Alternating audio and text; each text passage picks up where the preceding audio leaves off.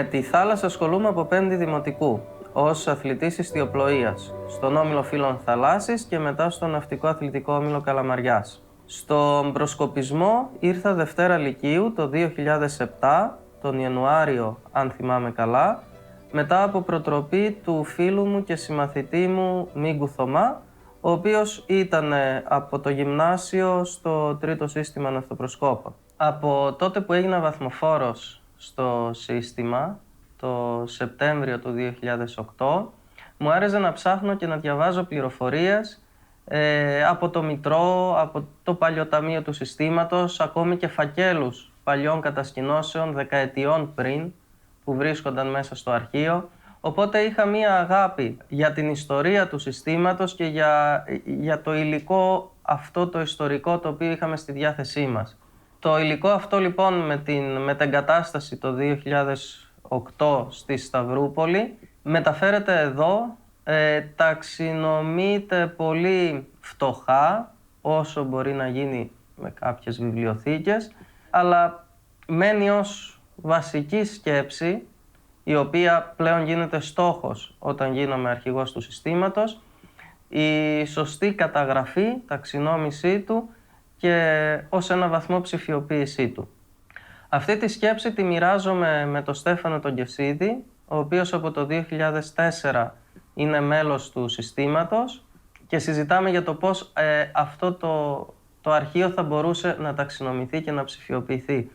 Ο Στέφανος ασχολείται επαγγελματικά με τη φωτογραφία και με την αρχιοθέτησή της. Έχει τις αντίστοιχες σπουδές και εμπειρία, οπότε είναι ο κατάλληλος άνθρωπος για να βοηθήσει σε αυτή την προσπάθεια. Αυτή η προσπάθεια παίρνει σάρκα και οστά το 2022, όταν μέσω της αστικής μη κερδοσκοπικής εταιρείας Δημιουργικός Παράγων, στην οποία ο Στέφανος είναι μέλος, παίρνουμε μία επιχορήγηση από το Υπουργείο Πολιτισμού, μέρος των χρημάτων που απαιτούνται, ώστε να γίνει ψηφιοποίηση εντύπων, φωτογράφηση των κυπέλων και άλλων φυσικών αντικειμένων του συστήματος, να γίνει μια πολύ σημαντική καταγραφή εμπειριών μέσω συνεντεύξεων παλαιών βαθμοφόρων του συστήματος, ψηφιοποίηση των φωτογραφιών, ταινιών, βίντεο του συστήματος και κάποιων σημαντικών του εγγράφων και τελικά ταξινόμησή τους και αρχιοθέτησή τους με τον σωστό ενδεδειγμένο τρόπο, ώστε να είναι και εύκολα προσβάσιμα όλα αυτά τα στοιχεία και οι πληροφορίες στις επόμενες γενιές του συστήματος και να μπορέσουν να διατηρηθούν σωστά στον χρόνο.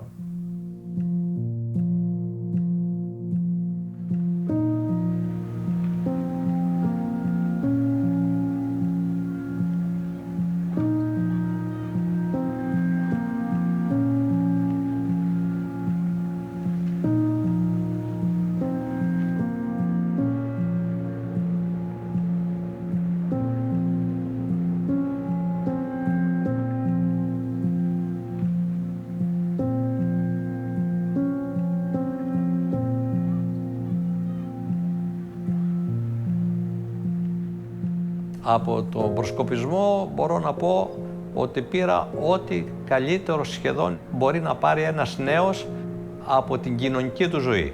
Τα εφόδια που πήραμε από τον προσκοπισμό ήταν πολλά, για αυτούς βέβαια που ενδιαφερόταν κιόλα. Εγώ παραδείγματος χάρη έμαθα στον προσκοπισμό να κάνω την οποιαδήποτε δουλειά. Δεν διστάζαμε να κάνουμε την οποιαδήποτε δουλειά.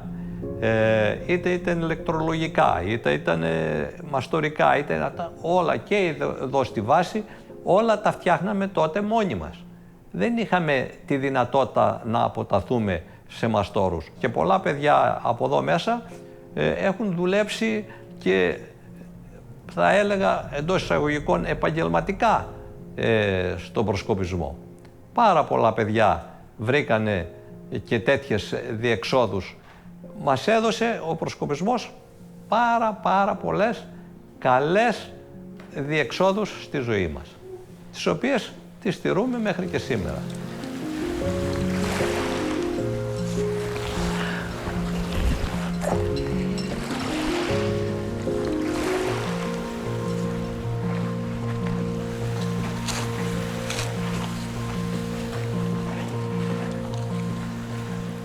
για μένα στη ζωή μου υπήρξε ο προσκοπισμός ένας πολύ καταλυτικός παράγοντας για να διαμορφώσω τη σημερινή μου προσωπικότητα, γιατί τα μαθήματα που πήρα ήταν τέτοια και με τέτοιο τρόπο που στην ουσία εισχωρούν μες στην προσωπικότητα του παιδιού αλλά και του νέου ανθρώπου. Και αναφέρομαι τόσο στα μικρά προσκοπάκια, λυκοπουλάκια, όσο και στην ηλικία των βαθμοφόρων που ακόμα διαμορφώνεται. Έγινε με έναν τρόπο χωρίς διδακτισμό. Δηλαδή, αυτό που λέω εγώ, αυτό θα το μάθεις, όπως είναι στο σχολείο, ας πούμε. Ή όπως θέλετε, αν θέλετε, ήταν τα σχολεία τότε. Με πολύ διδακτισμό και λίγο αυτενέργεια. Στον προσκοπισμό μάθαμε και να ακούμε και να συνεργαζόμαστε και να αυτενεργούμε και να κυνηγάμε τα όνειρά μας. Γιατί? Γιατί οι μεγαλύτεροι από εμάς, κατά κάποιο τρόπο μας δείχνανε με το προσωπικό τους παράδειγμα ότι είναι εφικτό αυτό. Χωρίς να καταλάβω λοιπόν αυτό που λέμε υποδόρια στην ιατρική, πέρασε μέσα μου όλη αυτή η κοινωνική προσωπικότητα, θα έλεγα. Μάλλον κατάλαβα την πλήρη επίδραση του προσκοπισμού επάνω μου όταν ο γιος μου έγινε βαθμοφόρος προσκόπων και ναυτοπροσκόπων ειδικά, όπου το βίωσα από τη μεριά του γονιού και εκεί έβλεπα τον εαυτό μου στην ουσία σε ένα flashback, ας το πούμε. Εκεί συνειδητοποίησα πόσο σοβαρό ήταν αυτό που κάναμε και πόσο καλά τα καταφέραμε. Εδώ έχουμε μια φωτογραφία του Baden Powell, όχι φωτογραφία, είναι μια ελαιογραφία που αυτός ο άνθρωπος έδωσε τον όρο, είπε ότι ο προσκοπισμός είναι ένα παιχνίδι για παιδιά που οργανώνεται από μεγάλους.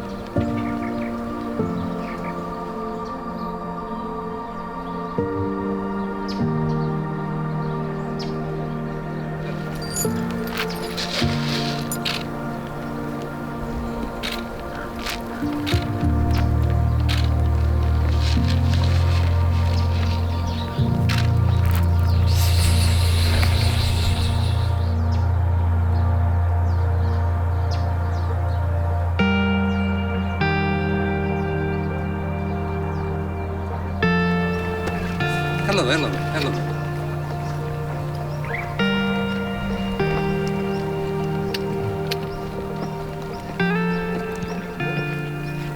Έζησα στο τρίτο σύστημα από Λυκόπουλο από το 1949, αρχές του 1949 μέχρι και το 1974, αλλά συνεχίζω να είμαι με την ψυχή και την καρδιά αυτοπρόσκοπος του τρίτου. Το 1949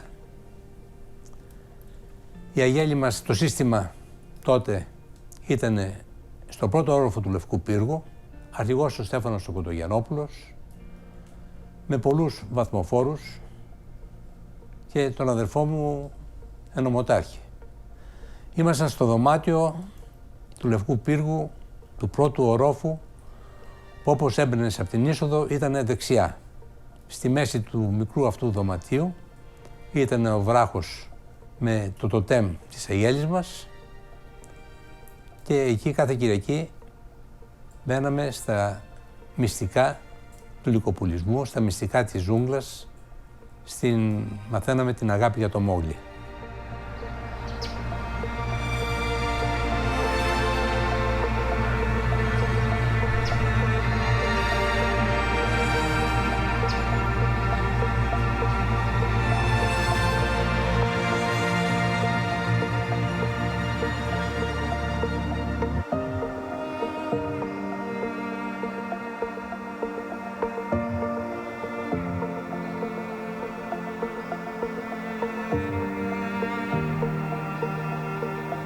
Τα σκαλιά τα οποία ανέβηκα πάρα πολλές φορές για να φτάσω στην ομάδα.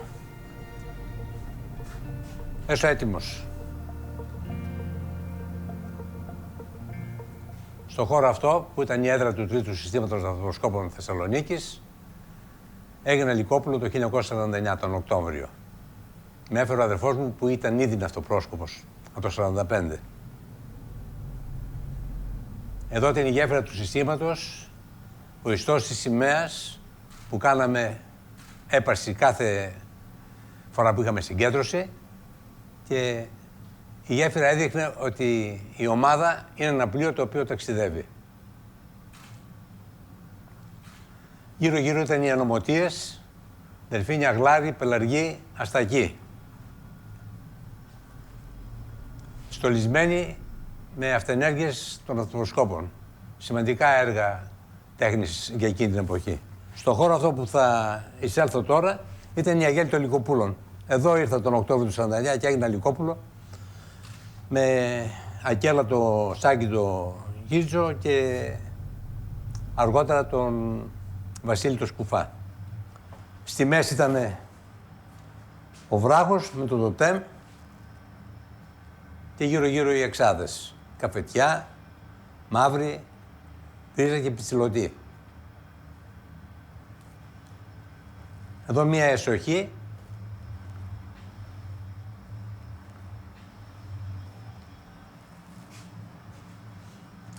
Το άνοιγμα αυτό από το οποίο πέρασα τώρα, όταν ήμασταν εδώ εγκατεστημένοι μέχρι το 51, αλλά και αργότερα που επιστρέψαμε το 60, δεν υπήρχε. Ούτε το ξέραμε ότι υπάρχει.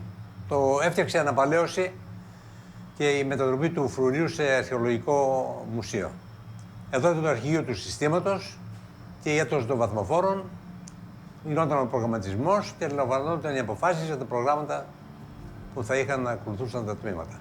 Σε αυτό το χώρο, επειδή ήταν ο πρώτος όροφος του Λευκού Πύργου και δεν υπήρχαν πολλές σκάλες, γινόταν η υποδοχή πολλών προσκεκλημένων, μεταξύ των οποίων και σπουδαίες προσωπικότητες και του παγκόσμιου προσκοπισμού και του ελληνικού, όπως επίσης η επίσκεψη του ανωτάτου τότε άρχοντος του βασιλέως Παύλου, της συζύγου του ιδρυτού μας, του Μπέντε Πάουελ, της Όλιβ Πάουελ, του αρχηγού της Παγκοσμίου Προσκοπικής Εκπαιδεύσεως, Τζον Θέρμαν, ο οποίος μάλιστα είπε ότι έχει γυρίσει όλο τον κόσμο, έχει επισκεφθεί πολλές προσκοπικές εγκαταστάσεις, αλλά τέτοια αξιοποίηση φρουρίου αρχαιολογικού δεν χρησιμοποιήθηκε πουθενά. Πουθενά δεν είχε προσκόπους σε τέτοιο χώρο. Το 1950-51 φύγαμε από το Λευκό Πύργο, γιατί εκενώθηκε το φρούριο του Λευκού Πύργου από τους ναυτοπροσκόπους που τον είχαν μέχρι τότε, πλην του δευτέρου και του πρώτου συστήματος. Μεταστεγαστήκαμε στην αίθουσα της περιφέρειας, που είναι στην κεντρική είσοδο. Αυτή η μετακόμιση στοίχησε πάρα πολύ στο σύστημα. Πολλά παιδιά δεν ακολούθησαν και η αναχώρηση του αρχηγού του Κοντογιαννόπουλου οικογενειακώς να μεταναστεύσουν στην Αμερική για καλύτερη ζωή έδωσε την αφορμή να απομακρυνθούν και πάρα πολλά παιδιά της εποχής του 1945. Στην προσπάθεια του τότε περιφερειακού, το αϊμνής του Δημητρίου Μακρύδη του ΑΕΤΟΥ, να εξοραίσει τους χώρους της περιφέρειας, να κάνει πιο άνετη τη ζωή και τη διοίκηση του Προσκόπου Θεσσαλονίκης, είπε να μετακομίσουμε και να πάμε εκεί που σήμερα στεγάζεται το Προσκοπικό Μουσείο. Πήγαμε, μετακομίσαμε, το φτιάξαμε, το στολίσαμε. Έχουμε λιγοστέψει πολύ και μόλις στολίσαμε και ανασάναμε, και αρχηγός είναι ο Δημήτρης ο Βουλγαράκης, τότε μας είπανε ότι ξαναμετακομίζουμε. Ελευθερώθηκε ο χώρος στην Ικτίνο και έπρεπε να πάμε εκεί για να στεγαστεί στο κτίριο αυτό το προσκοπικό πρατήριο, το οποίο είχε ιδρύσει ο Χρήστος Γεωργιαννόπουλος, ο Τίγρης. Επιχείρηση δική του, αλλά δεν ήταν προς όφελος του προσκοπισμού της Θεσσαλονίκης, διότι θα βρίσκαμε τις στολές, τα διάφορα εφόδια, τα σήματα, όλα. Ενώ πρώτα τρέχαμε στα στρατιωτικά είδη και αν είχαν κάτι για να πάρουμε από αυτά που μας χρειαζόταν. Λοιπόν, άδειασε ο Λευκός Πύργος και σιγά σιγά αρχίσαμε να επιστρέφουμε. Ο πρώτος όροφος που άδειασε ήταν ο πρώτος χώρος και ο δεύτερος. Και στον τρίτο παρέμενε η αεροπορία. Τότε είπε ο τοπικός έφορος, ήταν ο Φίλιππος Φιλιππίδης, είχε διαδεχθεί τον Αλέξανδρο Ιωσήφιδη, ότι πρέπει να επιστρέψουμε στο Λευκό Πύργο. Και άρχισαν διαδικασίες. Αποφασίσαμε στο σύστημα ότι το σχολείο δεν θα το αφήσουμε. Ότι ο πρώτος όροφος δεν μας χωρούσε πλέον. Είχε 2 μικρά δωμάτια, ένα αρχηγείο, ένα άλλο βοηθητικό χώρο και κυρίως αίθουσα. Και να μην χάσουμε και το φυτόριο που παίρναμε από τα παιδιά από το σχολείο. Να σκεφτείτε ότι στην αυλή του σχολείου λειτουργούσαν τότε 4 συστήματα. 2 ναυτοπροσκοπικά, το 3ο και το 5ο, και 2 προσκοπικά, το 1ο και το 2ο της τοπικής εφορίας Αγίου Δημητρίου. Πήγαμε στο Λευκό Πύργο, εγκατασταθήκαμε, τον φτιάξαμε, τον στολίσαμε και το μεγάλο μας κατόρθωμα εκεί ήταν ο μόνος όροφος που είχε σανίδια κάτω. Και τα σανίδια από την πολυκαιρία, από την χρήση κτλ. Ήτανε χωματόδρομος. Αποφασίσαμε εκεί όλα τα παιδιά ότι πρέπει αυτά να τα καθαρίσουμε. Και με μια εργασία που διήρκησε πάρα πολύ καιρό, βγάλαμε το χώμα όλο που υπήρχε, τα τρίψαμε, τα κάναμε και το κάναμε παρκέ. Χτίσαμε το ζάκι μεταξύ των 2 θυρών που οδηγούσαν στο αρχηγείο και στην παλιά Αγέλη. Μεταφέραμε τη γέφυρα από το σχολείο εκεί, αρχίσαμε να στολίζουμε και μόλις περίπου τελειώσαμε, έφυγε η αεροπορία.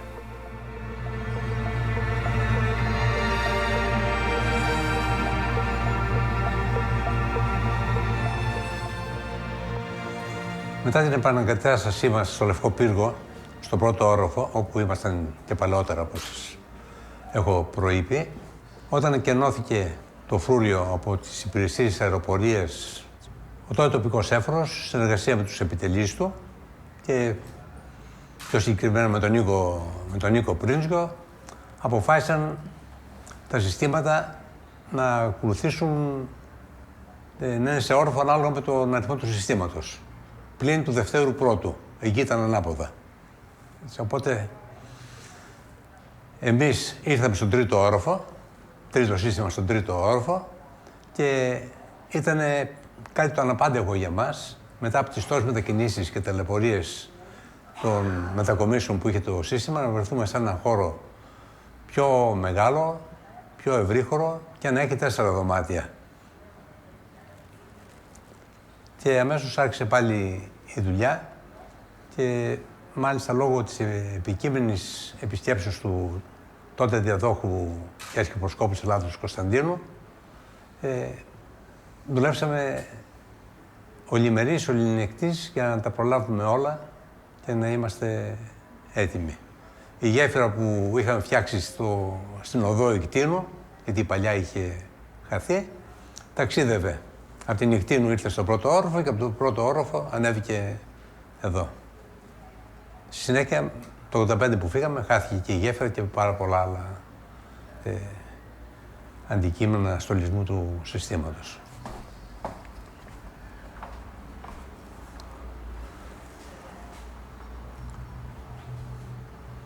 Η κυκλική αίθουσα είναι ο χώρος της ομάδας των αυτοκροσκόπων. Στον τοίχο αυτό ήταν η ανομωτία των Δελφίνων.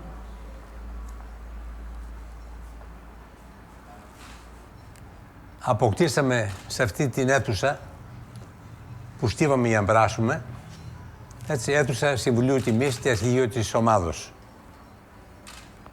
Περάσω.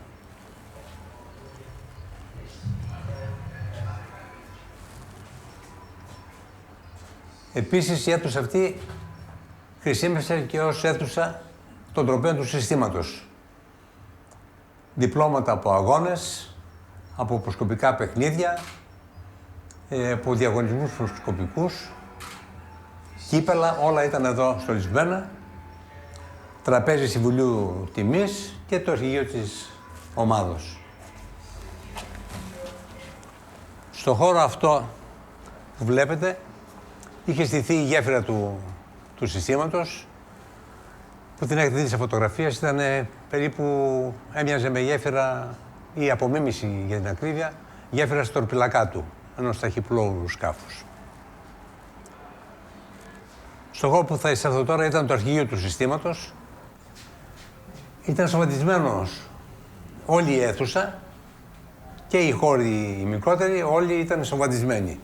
Ο Γιάννης ο Παπαχρήστου μια μέρα είχε την έμπνευση να αρχίζει να αποκαλύπτει. Ήρθε ο αρχηγός μας ο Νίκος ο Πρίνζιος, είδε, του λέει Γιάννη, δεν είναι καθόλου καλό που έκανες αυτό το πράγμα. Θα ανοίξει την όρεξη των αρχαιολόγων. Εδώ κτίσαμε το τζάκι του συστήματος, το οποίο βεβαίως δεν λειτουργούσε, απλώς είχε μία ψεύτικη φωτιά και εδώ πάνω βάλαμε όλα μας τα αναμνηστικά προσκοπικά σήματα που είχαμε από διάφορες συγκεντρώσεις και συνάξεις, τζάμποροι και κάποιοι και τα προσωπικά τους. Εγώ έδωσα όλα μου τα πτυχία ειδικοτήτων και τα λοιπά και ό,τι άλλο αναμνηστικό είχα ήταν στο τζάκι. Εδώ δέσποζε η υπόσχεση ο νόμος των προσκόπων σε δέρμα ζώου γραμμένα και διάφορα άλλα ναυτικά σήματα και εφόδια.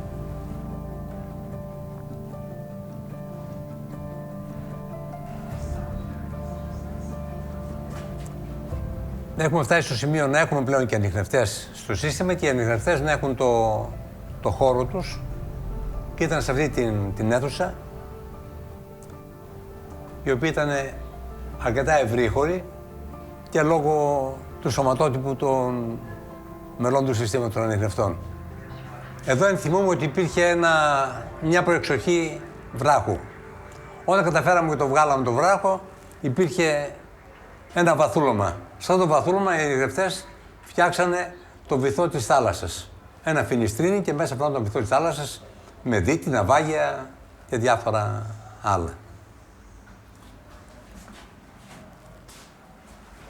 Στον τοίχο αυτόν, πάλι ανιχνευτές, φτιάξαν το χάρτη της Χαλκιδικής και πάνω ήταν σημειωμένοι οι πλώες που είχαμε κάνει με τις λέμβους μας, κυρίως τότε με τη Σαλαμινία, στα διάφορα ταξίδια τα θερινά. Και πάνω είχε το σχήμα παλέτας και κρυφό φωτισμό.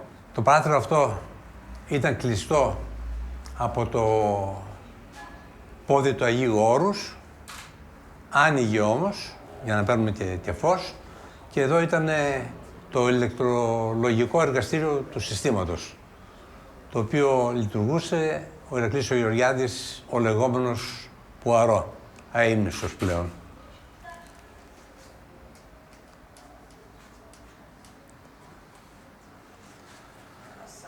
Προχωρούμε στη Στενοπό.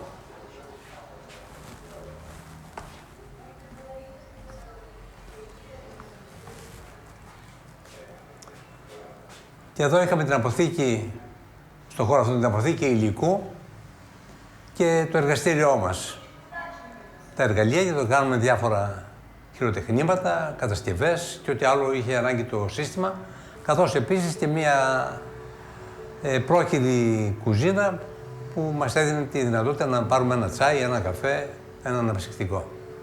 Σαν χθες και σαν σήμερα και μερικές μέρες που ακολούθησαν ακόμα, μαζί με τον Απόστολο τον Καρακώστα και άλλα παιδιά βεβαίως, φτιάξαμε ράφια για το υλικό του συστήματος. Και μας είχαμε κρεμάσει κάτι συντεριές και κρεμούσαμε όλα τα πράγματα, ώστε να μπορούμε να τα μετράμε. Φανή, θιέλης, εκείνο, τ' άλλο, όλα ήταν κρεμασμένα και ξέραμε τι έχουμε. Αργότερα όλο το υλικό αυτό έφυγε και πήγε στην Αγέλη και έγινε εκεί η αποθήκη, στην Ικτίνου δηλαδή. Εξέρχομαι στην κύρια αίθουσα και στην εστία της ομάδας των προσκόπων και δεξιά μου είναι ο τοίχος στο οποίο είχαν τις γωνιές τους η ενωμοτεία των Αστακών, η ενωμοτεία των Πελαργών και παρακάτω μέχρι την πόρτα η ενωμοτεία των Γλάρων. Οι χώροι των ενωμοτιών ήταν χωρισμένοι με τα παλιά κουπιά της Σαλαμινίας, έτσι για να είναι ευδιάκριτοι και ορισμένοι. Σε χώρους που δεν κάλυπταν οι γωνιές των ενωμοτιών, ήταν οι χώροι που φιλοξενούσαν παλιά έργα των αθροσκόπων του συστήματος, τα οποία είχαν καταξιωθεί στο πέρασμα του χρόνου ως χειροτεχνήματα μεγάλης αξίας.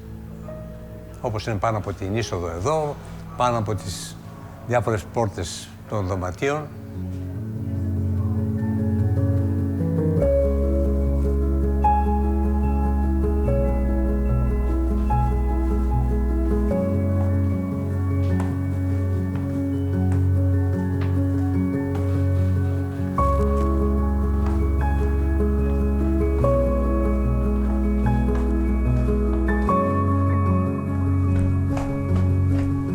Έχω σχέση με το τρίτο σύστημα ναυτοπροσκόπων Θεσσαλονίκης, γιατί σε αυτό έδωσα πρώτα την υπόσχεσή μου, σε αυτό έγινα έφηβος, σε αυτό έγινα βαθμοφόρος, σε αυτό έγινα αρχηγός συστήματος.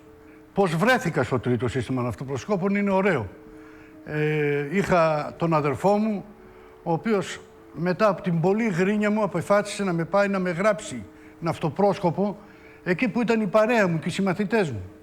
Η παρέα μου και οι συμμαθητές μου ήταν στο δεύτερο Λευκού Πύργου, στο δεύτερο σύστημα ναυτοπροσκόπων Λευκού Πύργου. Το ένα σύστημα ήταν πάνω στο άλλο μέσα στο Λευκό Πύργο. Το δεύτερο ήταν στο τελευταίο όροφο. Ανεβαίνουμε, πάμε, βρίσκουμε μια κλειδαριά απ' έξω. Λέει ο αδερφός μου, ξέχα το, δεν ξανάρχομαι εγώ εδώ. Πάμε, λέει, πιο κάτω, είδα ανοιχτές πόρτες. Να σε γράψω σε ένα από εκείνα και να φύγω. Και κατεβαίνοντας, ήταν ανοιχτό το τρίτο, μπήκαμε στο τρίτο και με έγραψε στο τρίτο. Όλη μου η παρέα ήταν στο δεύτερο, οι συμμαθητές μου, αυτοί που παίζαμε στη γειτονιά, εγώ όμως ήμουν ναυτοπρόσκοπος του τρίτου, στο οποίο τερμάτισα αρχηγός συστήματος.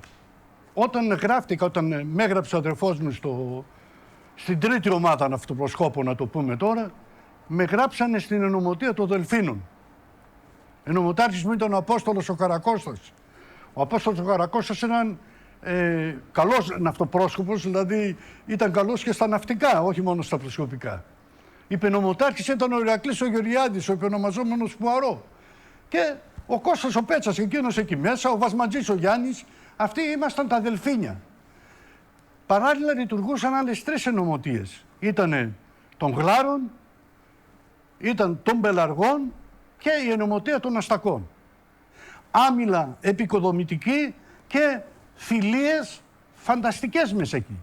Να σκεφτεί κάποιος ότι 2 κουμπάρι, αυτός που με στεφάνωσε και έναν που έχω στεφανώσει, είναι μέσα από αυτή την ομάδα. Αυτό που ήταν φανταστικό ήταν ότι η ομάδα μου, το σύστημά μου ήταν μέσα στο Λευκό Πύργο. Δηλαδή μπαίναμε μέσα από μια μεγάλη πόρτα και σε κάθε όροφο υπήρχε ένα σύστημα.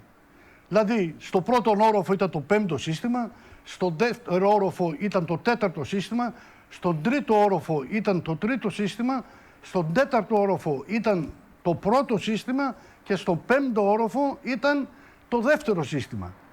Πάνω στο επιπύργιο ήταν το καρέ των βαθμοφόρων. Εκεί πέρα συγκεντρώνονταν μια φορά τη βδομάδα οι βαθμοφόροι όλες τις τοπικές εφορίες για να ανταλλάξουν ιδέες, να πιούν ένα ποτό, μέχρι που μας το πήρε ο Δήμος, έκανε ένα ζαχαροπλαστείο επάνω, λειτουργούσε αυτό το καρέ των βαθμοφόρων. Το κομβικό κομμάτι στην όλη προσκοπική μου ιστορία είναι ο Λευκός Πύργος. Έστω και αν τώρα δεν είναι το σύστημα εκεί. Ήμουν στην ενωμοτεία των Αστακών από την αρχή. 4 ενωμοτείες είχαμε. Αστακοί, Γλάροι, Πελαργοί και Δέλφινες, ή Δελφίνια. Μέσα στον τρίτο όροφο του Λευκού Πύργου. Όντως ο Λευκός Πύργος σαν περιβάλλον συγκέντρωσης ήταν πολύ γοητευτικός και πολύ βολικός για δράση στο κέντρο της πόλης για όλα τα παιδιά της πόλης. Με συνεπήρεια από την πρώτη στιγμή που ανέβηκα τα σκαλιά μέχρι να φτάσω στο τρίτο όροφο.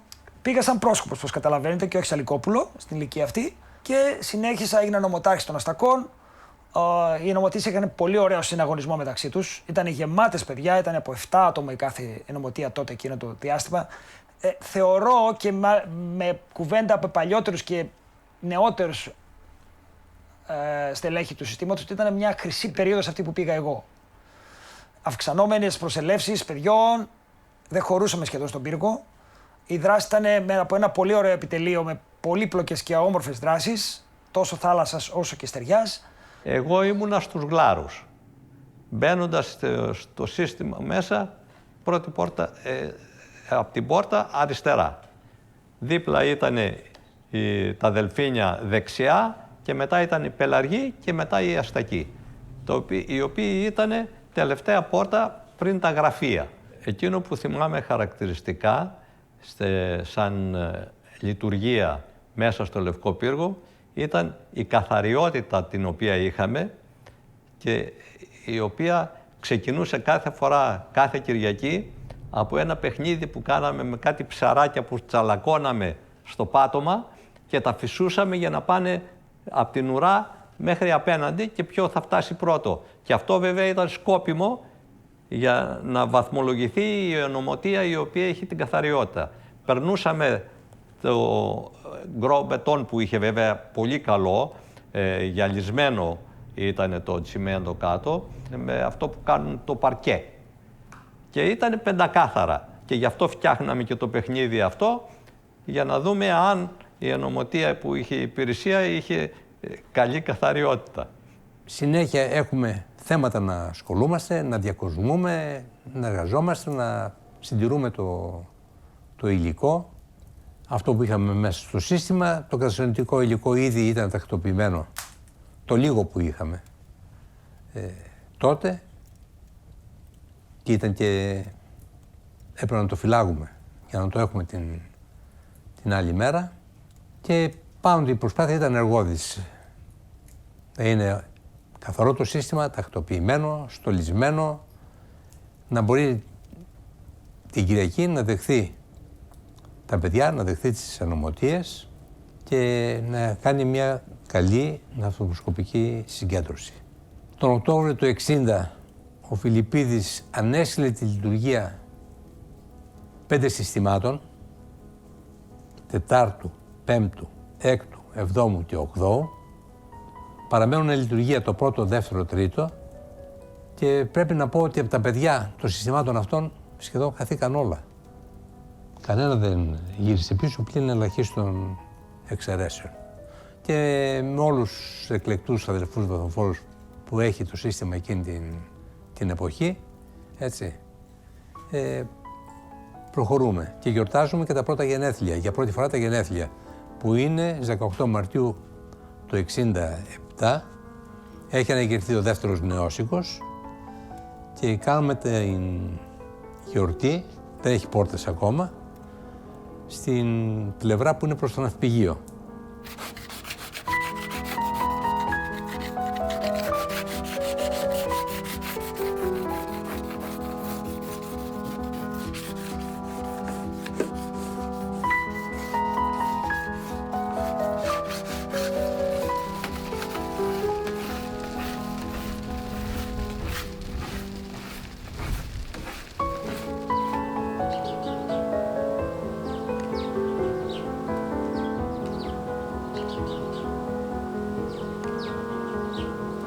Οι ναυτοπρόσκοποι από την ίδρυσή τους στη Θεσσαλονίκη, με το πρώτο σύστημα και με την Λέμβο Λούις, την οποία τους δώρισε ο πλοίαρχος Λούις, κυβερνήτης ενός πολεμικού πλοίου που είχε έρθει να βλοχούσε στη Θεσσαλονίκη και έκανε μία άσκηση. Και οι ναυτοπρόσκοποι του πρώτου βοήθησαν στην άσκηση αυτή σε διάφορες βοηθητικές υπηρεσίες. Και για να τους ανταμείψει για τη βοήθειά τους αυτή, τους έδωσε μία βάρκα από το πλοίο, την οποία φαίνεται αυτή τη βάρκα τη χρησιμοποίησαν στη συνέχεια και τα άλλα συστήματα που άρχισαν, οι άλλες ομάδες, μάλλον όχι συστήματα, τα συστήματα είναι πολύ μεταγενέστερα, είναι εξέλιξη. Και άλλες ομάδες, όπως γράφει και η Ναυτική Ελλάδα που βρήκε ο Στέφανος ο Χατζιωάννου, ότι πήγαμε και εκδρομή με την ναυτοσκοπική Λέμβο Λούις, που δεν ήταν δικιά μας, απλώς μας την δάνεισε το πρώτο προφανώς.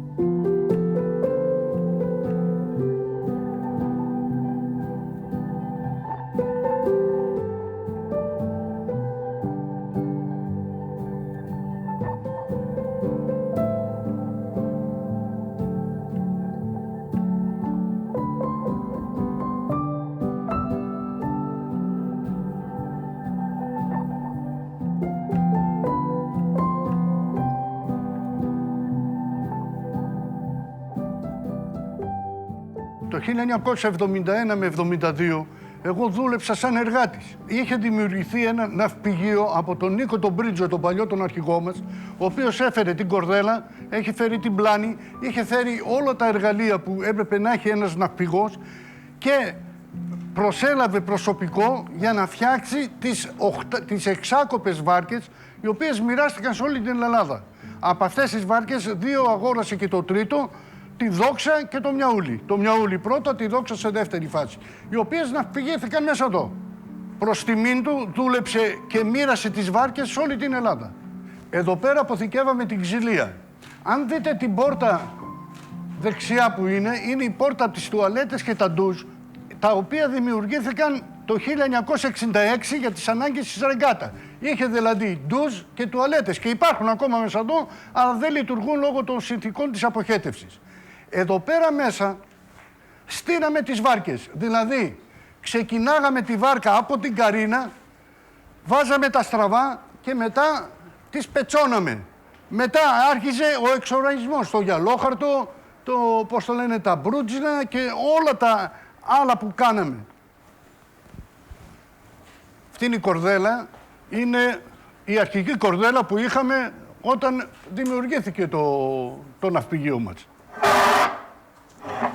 Λειτουργεί δηλαδή. Και ανάλογα δίνουμε και το φάλτσο που θέλουμε στο ξύλο, έτσι. Αυτό μεταφέρεται. Και πάντα η Παναγίτσα να μας φυλάει, γιατί είναι επικίνδυνη δουλειά. Μπορεί να σπάσει η κορδέλα, μπορεί να πεταχτούν οτιδήποτε αν έχει μέταλλο μέσα το ξύλο. Εδώ πέρα ήταν ο πάγκος της δουλειάς μας, δηλαδή που κάναμε τις ψιλοδουλειές κατά κάποιο τρόπο. Δηλαδή εξοραίζαμε το ξύλο, το οποίο θα πήγαινε και θα έμπαινε στη βάρκα που κατασκευάζαμε.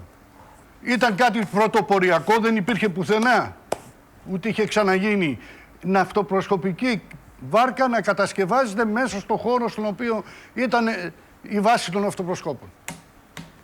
Η πλάνη είναι όντως από το 1970 τόσο. Ο ναυπηγός που δούλευε εδώ πέρα μέσα και έφτιαχνε αυτές τις βάρκες, σε αυτή την πλάνη έχασε τα 2 του δάχτυλα. Μαζί με το ξύλο πέρασε και τα δάχτυλά του, το οποίο το πήγαμε στο ΑΧΕΠΑ, το αποκατέστησαν όσο μπορούσε. Ο Κυρκώστας. Ήταν από τη Ρωσία, ναυπηγός. Συνθήκες δουλειάς ανθρώπινες με απάνθρωπο τον αρχιτεχνικό μας. Μετά, επειδή το φροντίσαμε, τον πήγαμε στο νοσοκομείο, τον φέραμε, τον κάναμε, άλλαξε η τακτική, μας φερόταν λες και ήταν μπαμπάς μας.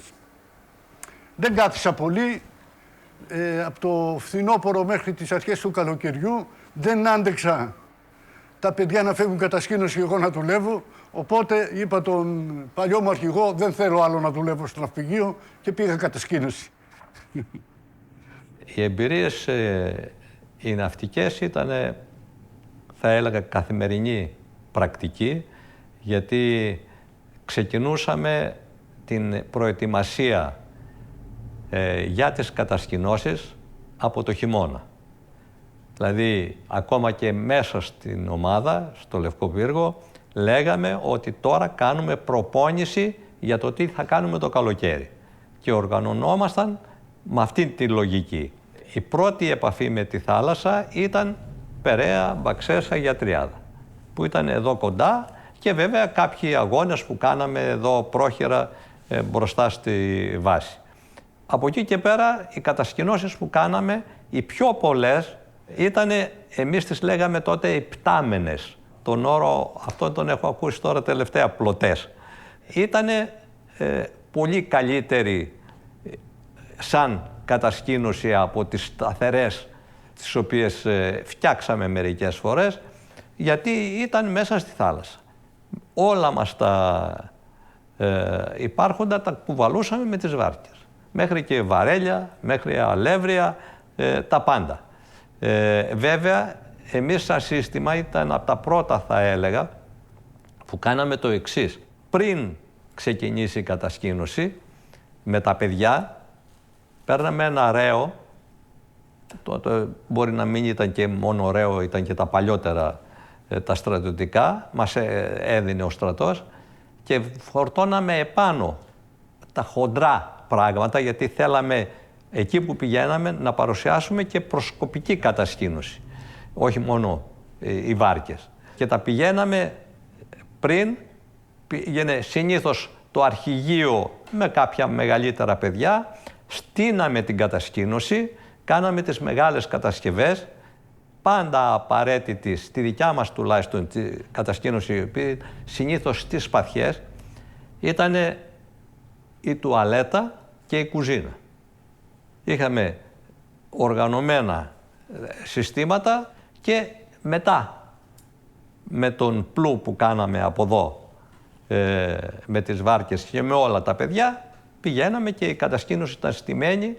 Βέβαια πάντα υπήρχε ο χώρος από πλευράς κατασκευών να φτιάξουν και τα παιδιά αυτές τις κατασκευές που θα έπρεπε να ξέρουν να τις κάνουν, από πλευράς δηλαδή κόμπων και όλα αυτά τα οποία ήταν μέσα στο σύστημα αυτό της εκπαίδευσης της προσκοπικής, που πάντα ήταν μισό-μισό με τον αυτοπροσκοπικό, με την αυτοπροσκοπική εκπαίδευση. Δεν θέλαμε να είμαστε μόνο πρόσκοποι ή μόνον αυτοπρόσκοποι. Θέλαμε τα δύο αυτά τα πράγματα να πηγαίνουν μαζί. Κάναμε αρκετές κατασκηνώσεις. Εγώ τουλάχιστον πρέπει να έχω πάει σε καμιά δεκαριά όλες, και σαν ναυτοπρόσκοπος και σαν βαθμοφόρος του συστήματος, και εκεί βέβαια οι εμπειρίες ήταν ό,τι το καλύτερο. Από αστεία γεγονότα μέχρι σοβαρά, μέχρι τα πάντα. Το 1966, τον Αύγουστο, έγινε μία δράση ναυτοπροσκοπική, η οποία είναι και αυτή πρωτόγνωρη στα προσκοπικά χρονικά, τουλάχιστον της Θεσσαλονίκης.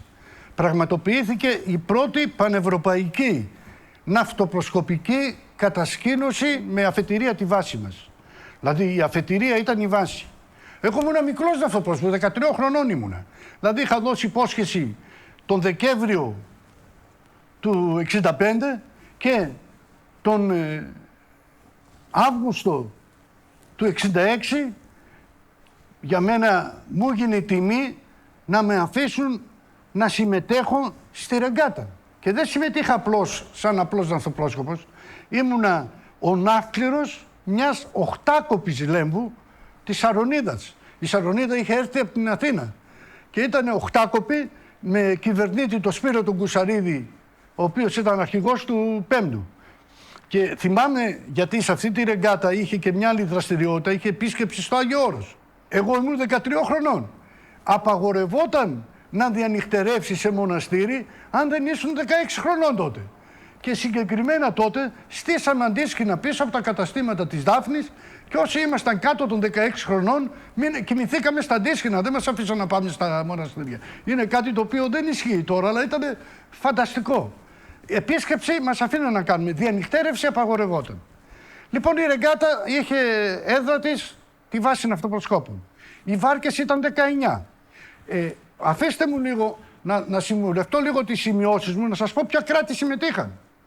Συμμετέχουν Κύπρος, Γαλλία, Γερμανία, Μεγάλη Βρετανία, Ιράν, Λουξεμβούργο, Λιβύη, Νιγηρία, Σουηδία, Ελβετία και η ΑΔ. Η ΑΔ είναι η Αίγυπτος. Είναι από 21 μέχρι 31 Αυγούστου. Δηλαδή είναι ένα δεκαήμερο. Όλοι τότε όσοι συμμετείχαμε στη ρεγκάτα μέναμε στη Αμερικανική Γεωργική Σχολή, μας είχε παραχωρηθεί εκεί και μέναμε εκεί, τρώγαμε, εκεί κοιμόμασταν και είχαμε κάνει στην Χαλκιδική πλώες και εκεί κάναμε και αγώνες, στην οποία σημειωτέω το τρίτο σύστημα είχε βγει πρώτο με το πλήρωμά του, με τον Νίκο τον Πετρόπουλο σαν κυβερνήτη που ήταν αρχηγός στο σύστημά μας τότε, και η εμπειρία ήταν πάρα πολύ ωραία γιατί τα πληρώματα ήταν μεικτά εννοώ, όχι μόνο Έλληνες, αυτό εννοώ, από όλες τις χώρες. Είχαμε παιδιά από όλη τη Μεσόγειο. Εγώ στο πλήρωμά μου, παραδείγματος χάρη, είχα έναν Αιγύπτιο, έναν Κύπριο και έναν Γερμανό. Και βέβαια το κυρίαρχο στοιχείο μέσα, ο ναύπληρος και αυτά, ήταν Έλληνας. Σημειωτέων, σε αυτή την περίπτωση, εγώ ήμουν ο πιο μικρός κυβερνήτης εκείνη τη στιγμή, σε ηλικιακά δηλαδή.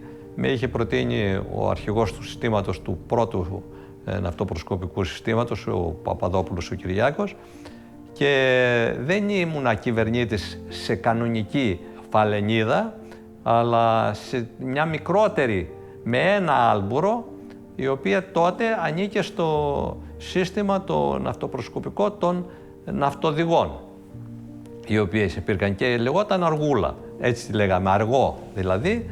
Ήταν πιο μικρή βάρκα. Ήταν πάρα πολύ καλή εμπειρία από όλες τις απόψεις.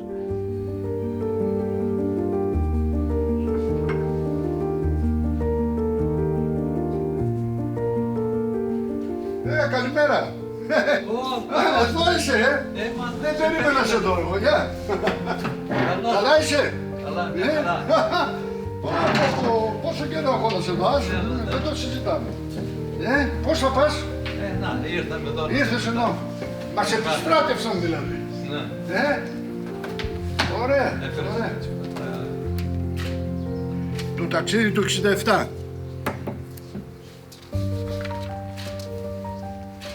Το ταξίδι του 68. Το ταξίδι του 69.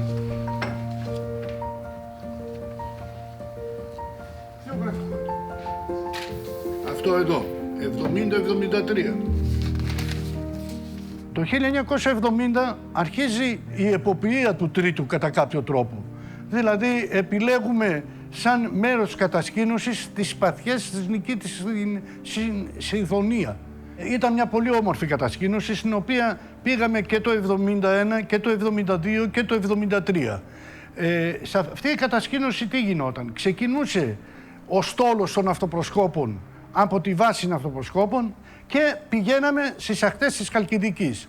Κάθε σύστημα διάλεγε το δικό του μέρος που θα πάει. Εμείς είχαμε επιλέξει τις σπαθιές και πηγαίναμε εκεί την κατασκήνωσή μας. Πώς δηλαδή? 3 με 4 μέρες πριν ξεκινήσει το ταξίδι με τις βάρκες, πηγαίναμε και στείναμε την κατασκήνωση. Τα μεγάλα σε ηλικία μέλη της ομάδος και του συστήματος, δηλαδή οι βαθμοφόροι και τα μεγάλα παιδιά. Το 1974 έχουμε μια άτυχη κατασκήνωση. Ξεκινάει η κατασκήνωση από τη βάση ναυτοπροσκόπων και φτάνοντας στα χαράματα στην ποτίδια Χαλκιδικής γίνεται επιστράτευση. Το 1974 γίνεται επιστράτευση γιατί είχε γίνει η εισβολή στην Κύπρο. Εκεί πέρα είχαμε το πρόβλημα ότι μαζί μας μέσα στις βάρκες, ήταν της τοπικής εφορίας η κατασκήνωση, πάλι το ταξίδι, θα χωρίζαμε μέσα στον Τωροναίο. Εκεί στην ποτίδια, αυτοί οι οποίοι ήταν επίστρατοι, δηλαδή ήταν μεγάλοι στην ηλικία και έπρεπε να επιστρατευτούν, έπρεπε να φύγουν αμέσως και να πάνε στα μέρη τους, δηλαδή εκεί που τους ζητούσαν. Τους μικρούς ναυτοπροσκόπους, δηλαδή που ήταν κάτω από 15 χρονών και 16 μπορώ να πω, έπρεπε να τους επιστρέψουμε πίσω στα σπίτια τους. Γιατί η κατάσταση ήταν άσχημη, δεν ήταν ήρεμη. Ειδοποιήσαμε τους γονείς και στέλναμε τα μικρά παιδιά στη Θεσσαλονίκη. Μείναμε να φυλάμε γύρω στις 12 βάρκες, καμιά 15 άτομα από όλα τα συστήματα. Εκεί πέρα πρέπει να πούμε και την προσπάθεια που έγινε από τον Νίκο τον Πρίτζιο, που ήταν τότε περιφερειακός έφορος και αναπληρωτής γενικός έφορος. Πρέπει να πούμε ότι έστειλε 2 φορές καΐκι για να πάρει τις βάρκες και να τις φέρει στη βάση ναυτοπροσκόπων να προφυλαχτούν. Το 1976 είναι κάτι πρωτοποριακό. Είναι κάτι το οποίο δεν είχε γίνει από το 1964. Και δεν είχε γίνει γιατί εκείνη την περίοδο γύρω στο 62, 63, 64 είχε γίνει το βούλιαγμα των ναυτοπροσκοπικών λέμβων. Οπότε οι ναυτοπρόσκοποι δεν τολμούσαν να κάνουν υπτάμινη κατασκήνωση. Ήμουν αρχηγός ομάδος, προγραμμάτισα με το επιτελείο μου να κάνουμε υπτάμενη κατασκήνωση. Παράλληλα ήρθε και ο αρχηγός της 5ης ομάδος ναυτοπροσκόπων, ο οποίος θέλησε να μπει, να ενσωματωθεί στη δικιά μας κατασκήνωση και να κάνουμε μια κατασκήνωση με 3 βάρκες. Δηλαδή ήταν η Πάραλος, ο Σωτήρας και ο Τρίτονας του 5ου. Λοιπόν, πράγματι ήταν μια φανταστική κατασκήνωση. Φτάσαμε μέχρι το Πόρτο Κουφό με τις ενδιάμεσες στάσεις. Οι δραστηριότητες που κάναμε ήταν ζηλευτές, με την έννοια θα τη ζήλευε και μια μόνιμη κατασκήνωση, διότι όλες οι προσκοπικές δραστηριότητες εκτελέστηκαν. Παράλληλα όμως μπορούμε να πούμε ότι είχαμε μια συνεχή δραστηριότητα με τις βάρκες μας. Αυτό έγινε και αφορμή από εκεί και πέρα. Δηλαδή από το 1976 και πέρα. Το τρίτο σύστημα ναυτοπροσκόπων να κάνει υπτάμενες κατασκηνώσεις. Και αυτό είναι προς τιμήν τους, διότι η υπτάμενη κατασκήνωση είναι πολύ πιο δύσκολη και σε συντήρηση και σε φροντίδα για τους βαθμοφόρους. Έχει άλλη νοοτροπία, έχει άλλη τακτική, έχει άλλη πειθαρχία, την οποία δεν μπορούσαμε να τη φανταστούμε πριν να γίνει. Χαρακτηριστικό είναι ότι υπήρχε αντίδραση από τους γονείς. Ήταν φρέσκο, δηλαδή το 60 τόσο που βούλιαξαν οι βάρκες, ήταν εντυπωμένο στο μυαλό των γονέων. Κινδύνευσα τότε να πω ότι εγώ δεν θέλω πλέον να είμαι αρχηγός στην ομάδα αυτή. Αν μου απαγορεύσετε να πάρω επτάμηνη κατασκήνωση, δεν θέλω να πάω καθόλου και θα αποχωρήσω από το σύστημα. Ο εκβιασμός μου πέρασε. Πέρασε και βγήκε σε καλό, γιατί από εκεί και πέρα, από ό,τι βλέπω και τώρα, μόνο υπτάμενες κάνετε. Δεν είναι μόνιμες οι κατασκηνώσεις. Και στην υπτάμενη γίνεται πιο γερό, πώς το λένε, η θέληση του παιδιού γίνεται ακόμα πιο ισχυρή.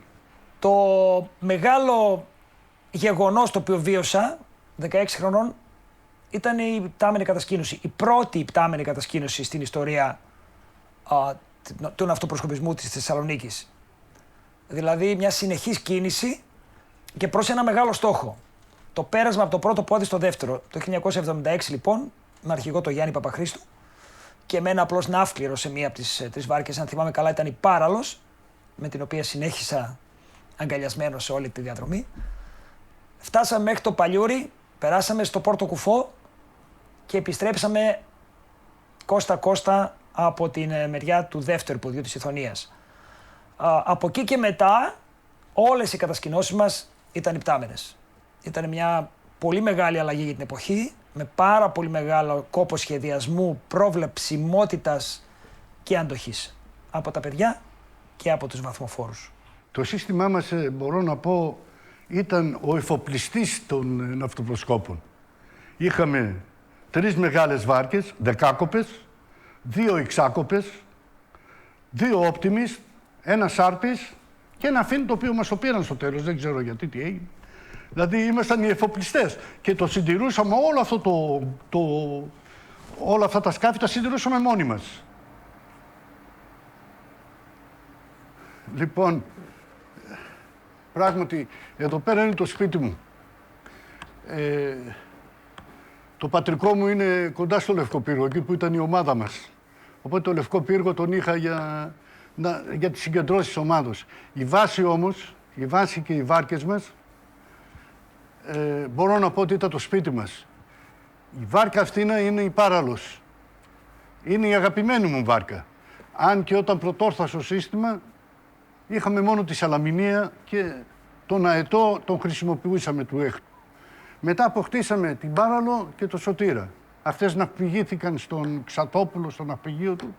Εκεί μας ζητήθηκε από τον τότε αρχηγό μας, τον Νίκο τον Μπρίτζιο, και τον Κώστα τον Μπρίτζιο, που ήταν αρχηγός ομάδος, να πηγαίνουμε στο ναυπηγείο για να κάνουμε τις βοηθητικές δουλειές, δηλαδή τα γυαλόχαρτα, τα γυαλίσματα, τα βαψίματα. Και στη συνέχεια, όταν τελειώσαν οι βάρκες, επειδή κανένα άλλο σύστημα δεν είχε τη δυναμικότητα τη δικιά μας, αυτές οι βάρκες δόθηκαν στο τρίτο σύστημα ναυτοπροσκόπων Θεσσαλονίκης. Τις συντηρήσαμε από το 1967 μέχρι σήμερα. Εντάξει, είναι πλεύσιμες και εγώ τουλάχιστον μπορώ να πω ότι μεγάλωσα μέσα σε αυτές τις βάρκες, την Πάραλο και το Σωτήρα και την παλιά Σαλαμινία.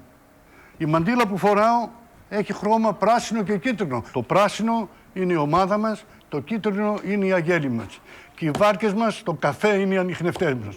Αν δείτε τα κουπιά μας, είναι και αυτά στον ίδιο χρωματισμό. Πράσινο και κίτρινο.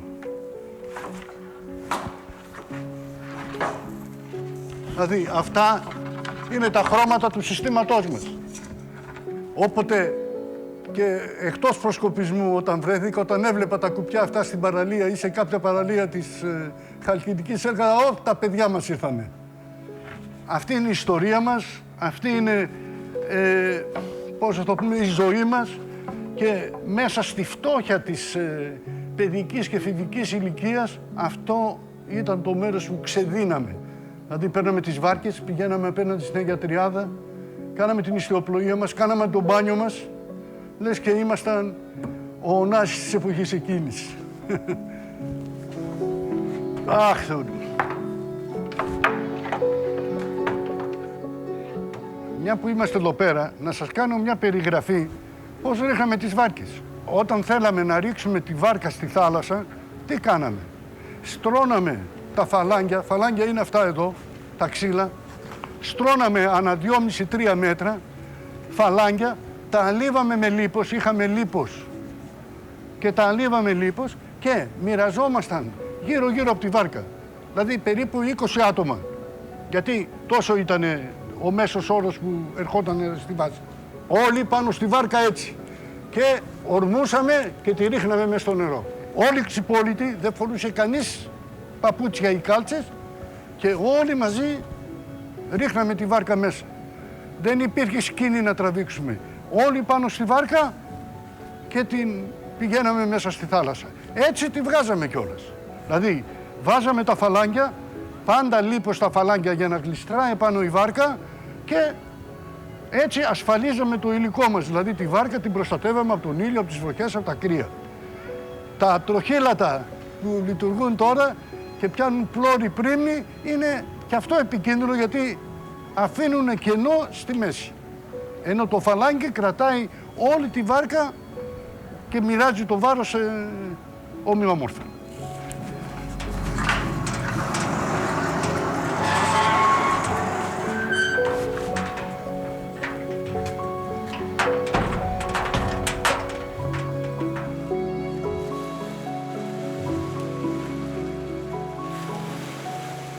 Παρόλο της Σωτήρας. Επειδή είχαμε τη Σαλαμινία και το δεύτερο ιερό πλοίο των Αθηναίων ήταν η Πάραλος, έγινε Πάραλος. Σωτήρας, γιατί ο γιος του αδερφού μου είναι Σωτήρης και γιατί σώθηκαν οι βάρκες. Τις καρποθήκαμε αυτές, τις υποκλέψαμε.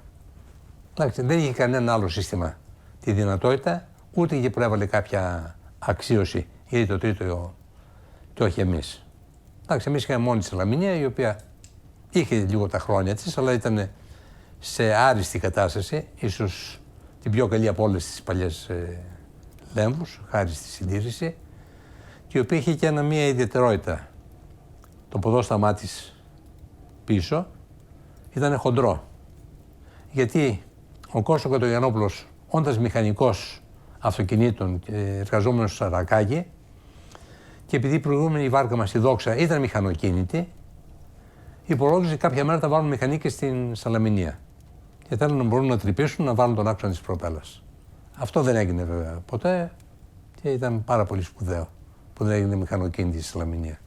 Παραγγείλαμε και τη Δόξα. Ήδη έχει έρθει στην βάση και εργάζεται ως προπονητής και υπεύθυνος, ναύκληρος κλπ. Ο Βασίλης ο Κυριαζής, παλιός βαθοφόρους του πρώτου, ιστιοπλός του ιστιοπλοϊκού ομίλου Θεσσαλονίκης όταν σταμάτησε ο αυτοπροσκόπος και είναι εκπαιδευτής αγωνιστικής ιστιοπλοείας.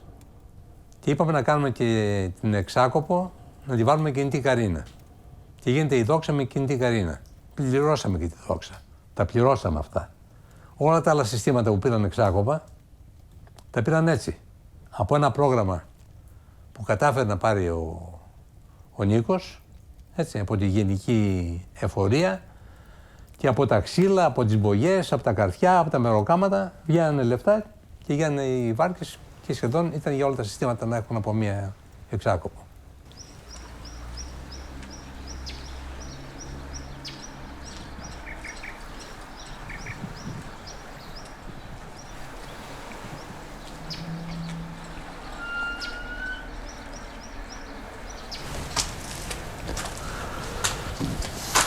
Το 1993 ήδη ήμουν ψημένος βαθμοφόρος. Είχα κάνει 2 θητείες αρχηγού συστήματος στο 7ο. Βαθμοφόρος στην τοπική εφορία, ήμουν εκπαιδευτής του σώματος. Και τότε ο τοπικός έφορος Λευκού Πύργου, ο Στέλιος Αντωνιάδης, σε μια συζήτηση που είχαμε η μεγάλη, δηλαδή η έφορη του επιτελείου του, είχε την ανησυχία ότι το τρίτο σύστημα μπορεί να έκλεινε.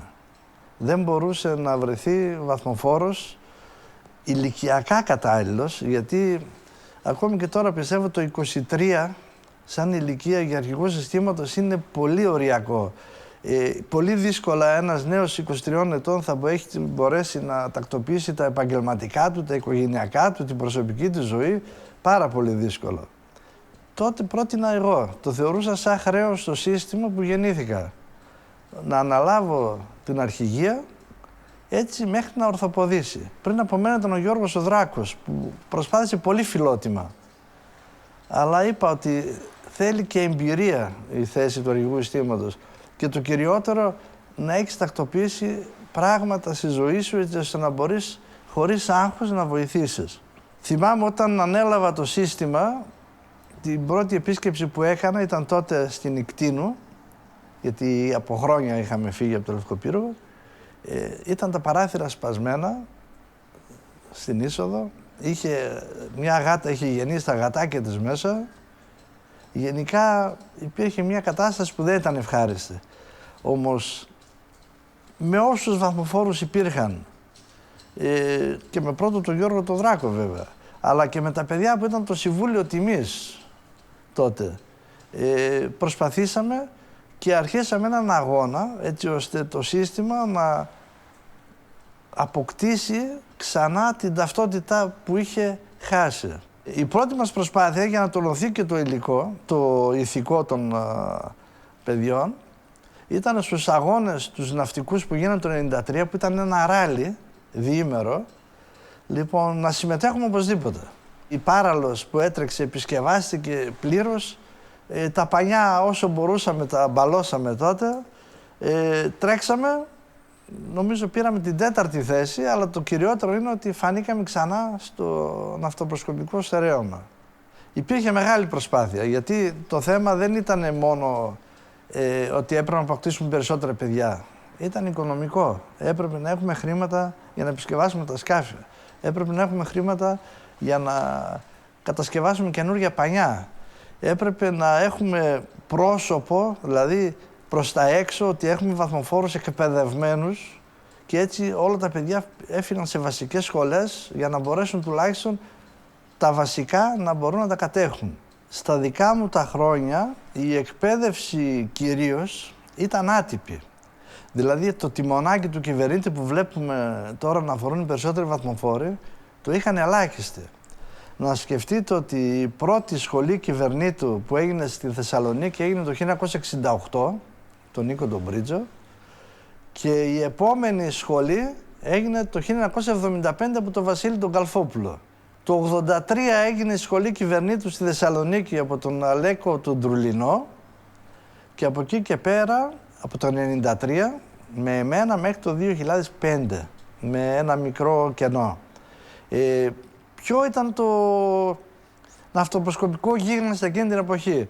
Εάν ήσουν ναυτοπρόσκοπος και έπαιρνες το πτυχίο εξειδικεύσεως, είχες τις πλήρεις γνώσεις για ένα πτυχίο λεμβάρχο και λίγο για αρχή κυβερνήτου. Άμα έκανες 2-3 ταξίδια και φυσικά όλες τις δράσεις του χειμώνα στο σύστημα, θα μπορούσες να αρμενήσεις ένα σκάφος. Έτσι λοιπόν δεν δίναμε τόση σημασία παλαιότερα από μένα, γιατί δεν ήταν και προαπαιτούμενο από το σώμα για να ταξιδέψουμε ένα σκάφος. Και είχαμε τότε μια νοοτροπία, ήμασταν λίγο σοβινιστές, δεν πηγαίναμε σε σχολές εκτός Θεσσαλονίκης. Στη Θεσσαλονίκη δεν γίνονταν σχολές, άρα δεν πηγαίναμε πουθενά. Από το 1983 και μετά αλλάζει αυτό και πριν το 1983 μερικοί βαθμοφόροι πήγανε σε σχολές έξω στην Αθήνα. Μπορώ να πω ότι το επίπεδο των αυτοπροσκόπων ήταν πάρα πολύ υψηλό. Οι σχολές που έκανα εγώ ως αρχηγός ήταν 19 σχολές Λεμβάρχου και 6 πανελλήνιες σχολές κυβερνήτου. Ποιο ήταν το χαρακτηριστικό? Ήταν οι μόνες σχολές του σώματος που ο εκπαιδευόμενος δεν ήταν σίγουρος ότι θα αποκτήσει βεβαιωτικό ή πτυχίο. Δηλαδή σε όποια σχολεία άλλη και να πήγαινε, άμα είχε προσκοπικό πνεύμα, δεν υπήρχε περίπτωση να μην πάρει πτυχίο βασικής σε κάποιο κλάδο ή διακριτικού δάσους. Να έχει βέβαια και προσκοπικό πνεύμα. Σε εμάς ήθελε να έχει και ικανότητα. Έτσι στη σχολή Λεμβάρχου μπορώ να πω ότι ένα 30% δεν περνούσε τη σχολεία. Στη σχολή κυβερνήτου ήταν λίγο μεγαλύτερο το ποσοστό. Για τα δικά μας κριτήρια. Όσα παιδιά πήγαιναν και σε σχολές έξω δεν είχαν την ίδια κριτική αντιμετώπιση στην δοκιμασία τους. Εμείς θέλαμε πάρα πολύ ψηλά στάνταρ γιατί ταξιδεύαμε αρκετά και θέλαμε να αποφύγουμε δυσάρεστες καταστάσεις στη θάλασσα. Άρα έπρεπε να έχουμε πολύ εκπαιδευμένους βαθμοφόρους.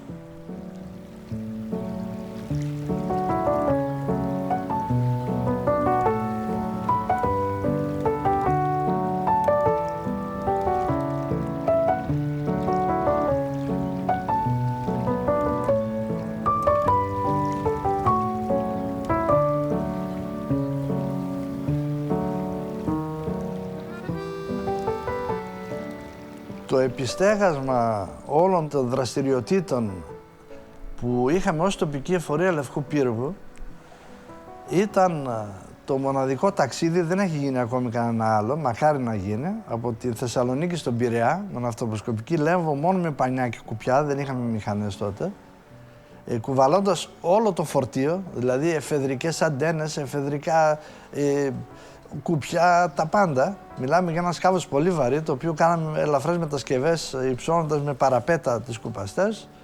Από ταξίδι 11 ημερών, δύσκολο, που κινδυνεύσαμε και μία φορά πολύ σοβαρά, το οποίο φέραμε εις πέρας, αποπλεύσαμε το 15 Αύγουστο το βράδυ και 25 Αυγούστου ήμασταν στη Μαρίνα της Ζέας. Για πρώτη φορά. Και το πλήρωμα ποια ιδιαιτερότητα είχε? Η κυβερνήτης ήταν ο τοπικός έφορος και τα μέλη του πληρώματος από κάθε σύστημα της τοπικής εφορίας, εκτός από το έκτο που δεν είχε συμμετάσχει. Από το τρίτο σύστημα ήταν ο Γαβρίλος Ζαφυριάς, ανιχνευτής τότε, ο μοναδικός ανιχνευτής του πληρώματος, όλοι ήμασταν βαθμοφόροι και εγώ επίσης. Το 1983 ο Λευκός Πύργος παραχωρείται στο Υπουργείο Πολιτισμού, παίρνεται η απόφαση να γίνει μουσείο για την πόλη της Θεσσαλονίκης, οπότε τα ναυτοπροσκοπικά συστήματα που είχαν την έδρα τους εντός του θα πρέπει να αποχωρήσουν. Το δικό μας σύστημα φεύγει τελευταίο, το 1985, από το Λευκό Πύργο και ακολουθεί μια περιπέτεια με το να βρει καινούρια εστία.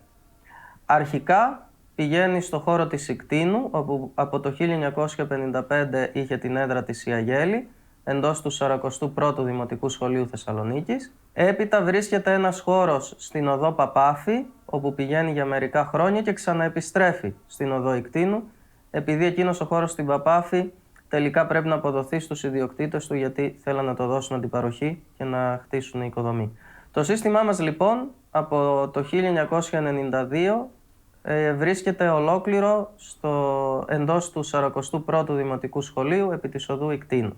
Ο χώρος εκείνος παρουσιάζει κάποια προβλήματα. Χαρακτηριστικά προβλήματα του χώρου είναι ότι είναι υπόγειος και κατά καιρούς πλημμυρίζει, με ό,τι μπορεί να σημαίνει αυτό για ένα χώρο λειτουργικό για παιδιά.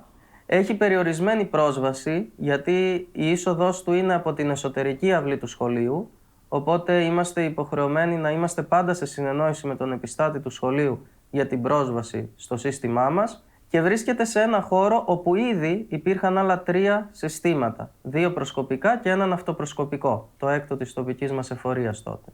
Συνεπώς, η αναζήτηση μιας καινούριας έδρας συνεχίζει να υπάρχει μέσα στο πλάνο του επιτελείου του συστήματος.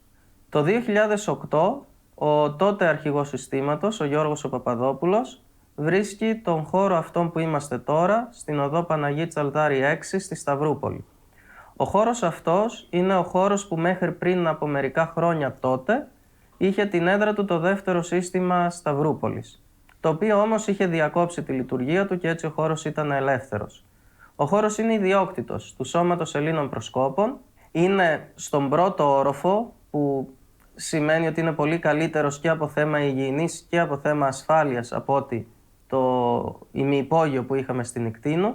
Είναι μεγαλύτερος, σημαντικά. Έχει το μειονέκτημα ότι βρίσκεται μακριά από την φυσική έδρα του συστήματος, που μέχρι τότε ήταν το κέντρο, και δεν έχει αύλιο χώρο, που όταν ήμασταν στην Ικτίνου χρησιμοποιούσαμε την αυλή του σχολείου. Το επιτελείο λοιπόν τότε του συστήματος κρίνει ότι τα πλεονεκτήματα αυτού του χώρου, που μάλιστα βρίσκεται και σε μια περιοχή που δεν υπάρχουν άλλοι πρόσκοποι, είναι περισσότερα από τα μειονεκτήματα και έτσι αποφασίζει την μετεγκατάσταση του συστήματος.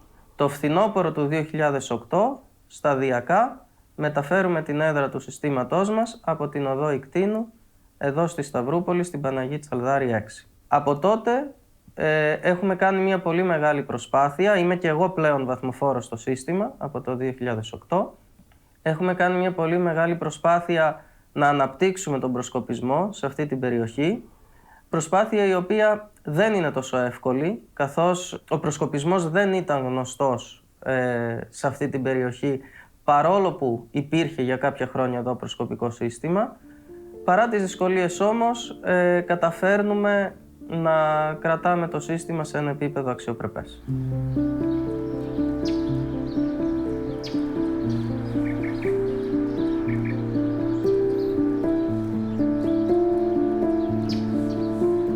Όταν λοιπόν παρέδωσα την τοπική εφορία το 2002, αμέσως εγγράφτηκα στην Ένωση Παλαιών Αυτοπροσκόπων, Λευκού Πύργου, και το 2003 εκλέχθηκα πρόεδρος. Η Ένωση ιδρύθηκε το Μάρτιο του 1980.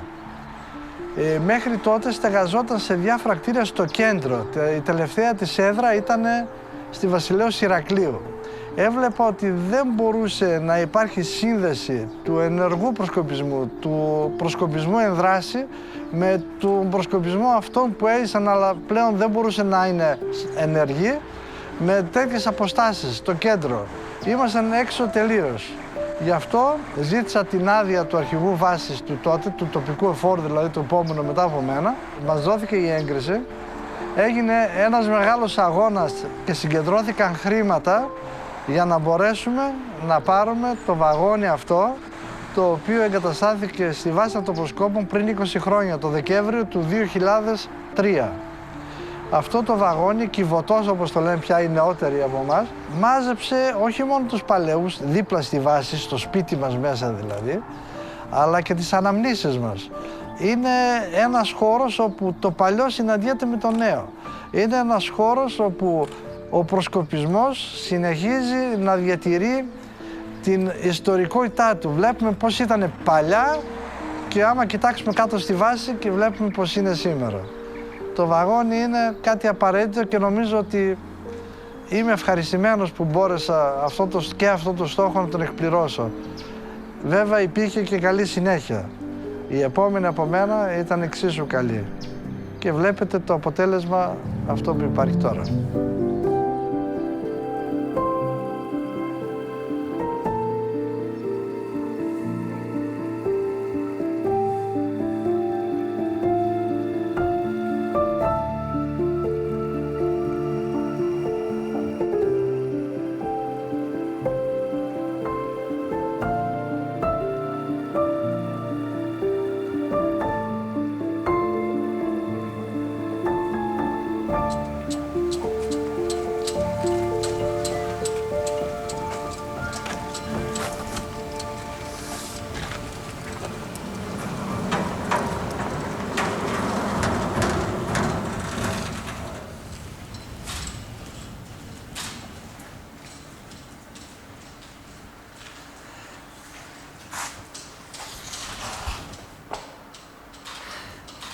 Αυτό είναι το μεγάλο κεφάλαιο, το διαφορετικό.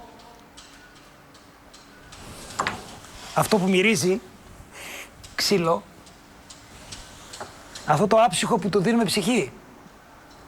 Οι φωνές των παιδιών, οι δράσεις των βαθμοφόρων, οι ιδέες τους, η τόλμη. Αυτή είναι η δόξα. Ένα από τα εξάκομμα του συστήματος που έχει μια ιδιαίτερη αναφορά για μένα, ότι ήταν ο πατέρας μου που χρηματοδότησε ένα μέρος και τη βάφτισε στο τέλος. Έκαναμε τα βαφτίσια όπως κάνουμε σε όλα τα σκάφη. Και είναι ένας έμεσος τρόπος για να το θυμάμαι ακόμα, γιατί δεν είναι στη ζωή. Να είναι καλά εκεί που είναι. Και οι βαθμοφόροι μας που τη διατήρησαν σε πάρα πολύ καλή κατάσταση και δικαίωσαν, να θέλεις, και τη χαρά του πατέρα μου όταν τη βάφτισε. Πολλή δουλειά εδώ μέσα. Πολλά απογεύματα, πρωινά, βράδια, ραδιόφωνα, τραγούδια, νεύτη, πογιά που δεν έβγαινε από τα χέρια μας για εβδομάδες, θα έλεγα. Αλλά και ο ήχος αυτός που δεν θυμίζει τίποτα μέταλλο, πλαστικό, αλλά μόνο μου θυμίζει τα γέλια, την ένταση και τη διάθεση να μπω και να τρέξω ξανά μαζί τους ένα αγώνα αστιοπλοείας, μια βόλτα, ένα μικρό ταξίδι στα κύματα. Αν μιλήσουμε για το τι προσφέρει ο προσκοπισμός, θα πρέπει να ξεκινήσουμε από το πρωί και να τελειώνουμε το βράδυ. Μπορούσα εγώ να εμφανιστώ σε κοινό. Ποιος μου έδωσε αυτό το δικαίωμα? Πού έμαθα να απευθύνομαι σε κόσμο χωρίς να ντρέπομαι? Στο προσκοπισμό. Πού έμαθα να τραγουδάω? Στο προσκοπισμό. Πού έμαθα να παίζω και λίγο θέατρο? Στο προσκοπισμό. Πού έμαθα να παίζω με τους άλλους χωρίς να κακιώνω? Στο προσκοπισμό. Πού έμαθα σκάκι? Στο προσκοπισμό. Πού έμαθα, πώς το λένε, να εμφανίζω φωτογραφίες? Στον προσκοπισμό. Πού έμαθα να κάνω παρέα με 1.002 ανθρώπους? Στον προσκοπισμό. Τι άλλο να πούμε? Από αυτά που ξέρουμε και από αυτά που έχουμε ακούσει και από τον ιδρυτή, ήταν ένα παιχνίδι. Παιχνίδι για μικρά και μεγάλα παιδιά. Δεν ήτανε επάγγελμα. Είναι μέσα στην ψυχή μας. Είναι το παιχνίδι των παιδιών, το αθώο, το άδολο. Έτσι πρέπει να μείνει. Κοιτάξτε, οπωσδήποτε ο προσκοπισμός πρέπει να συμβαδίζει με την εξέλιξη της κοινωνίας. Δεν πρέπει όμως να αφήσετε των θεμελιωδών αρχών που έθεσε ο ιδρυτής. Πρέπει να διατηρήσουμε ορισμένα πρότυπα. Πρέπει να δώσουμε στα παιδιά, να δώσει ο προσκοπισμός στα παιδιά αυτά που δεν έχουν, που δεν τα ζουν αλλού, και κάποιες φορές κάνω τη σκέψη ότι αν γυρνούσαμε στον πρωτόγονο προσκοπισμό, στον αρχικό που έκανε ο Μπιπί, έτσι, με όσα έκανε τότε, με τα λίγα παιδιά, με τη σχεδία, με τη βάρκα, με όλα αυτά εδώ, να ήταν καλύτερα. Το 2023 υπάρχουν πολλά δελεαστικά πράγματα για ένα παιδί, θα έλεγα. Βέβαια, θέλει να ασχοληθεί με τον αθλητισμό, υπάρχουν δυνατότητες και μάλιστα όχι μόνο στο στίβο και σε άλλους τομείς του αθλητισμού. Θέλει να ασχοληθεί με ανάπτυξη του ταλέντου του σε άλλους τομείς, υπάρχει δυνατότητα. Όμως ακόμη και εκδρομικά σωματεία και ορειβατικοί σύλλογοι υπήρχαν πάντα και συνεχίζουν και είναι και περισσότεροι. Γιατί να γίνει πρόσκοπος? Γιατί αυτό που προσφέρουμε εμείς δεν μπορούν να το προσφέρουν άλλοι. Γιατί δεν μπορείς να δεθείς σε οποιαδήποτε άλλη ομάδα με το δέσιμο, το αδελφικό που έχουμε εμείς. Γιατί ζεις από μικρό παιδί μέσα σε μια οργανωμένη κοινότητα που έχει στόχους και με αυτούς τους στόχους βλέπεις ότι προχωράς στη ζωή και αυτή η οργανωμένη κοινότητα μεγαλώνει από πίσω σου. Σε ακολουθούν άλλοι. Γιατί αυτά τα πράγματα δεν μπορούν να τα βρεις αλλού. Αν τα έβρισκαν δεν θα υπήρχε ο προσκοπισμός. Δεν τα βρίσκουν αλλού. Σε αυτό το σημείο θέλω να πω ότι επειδή ακριβώς είδα και σαν γονιός τον γιο μου και το γιο μου κυρίως, αλλά και η κόρη μου υπήρξε μέρος του συστήματος μέχρι ανιχνεύτρια, είδα την προσπάθειά τους από την άλλη οπτική γωνία λοιπόν του παρελθόντος, δεν μπορώ παρά να συγκινηθώ και να πω ότι αυτό που γίνεται χωρίς οικονομική απολαβή δεν θα το συναντήσεις πουθενά αλλού. Δεν μπορώ να το περιγράψω, δεν μπορώ να το αποτιμήσω σε ποσοτικό μέγεθος, αλλά είναι τεράστιο.